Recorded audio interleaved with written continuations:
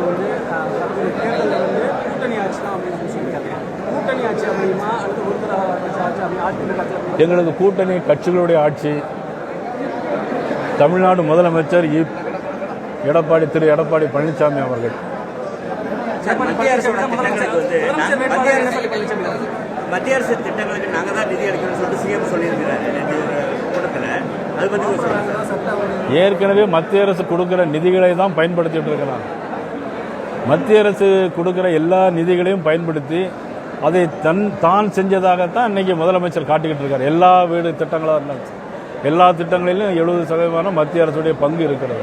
மத்திய கீழடி அறிவியல் ஆராய்ச்சி உட்படுத்தப்படும் சொல்லிட்டு ஒரு செய்தி இருக்குது. அது பலதரப்பட்டதிலிருந்து விமர்சனங்கள் வந்திருக்குது. அதாவது எப்பொழுதுமே திமுகவை சேர்ந்தவர்கள் தமிழை வச்சியும் தமிழ் பண்பாடு கலாச்சாரத்தை வச்சும் தான் அரசியல் பண்ணிக்கிட்டே இருக்கிறாங்க. ஆனால் அதெல்லாம் பண்டைய காலத்தில் அதெல்லாம் எடுபட்டுச்சு. இப்போ அதெல்லாம் ஒன்றும் எடுபடாது. கீழடியை பொறுத்த மட்டும் ஏற்கனவே சான்றுகள் கொடுக்கப்படுகிறது. இன்னும் சில சான்றுகள் தேவைப்பட்டிருக்கிறது. அவ்வளோதான்.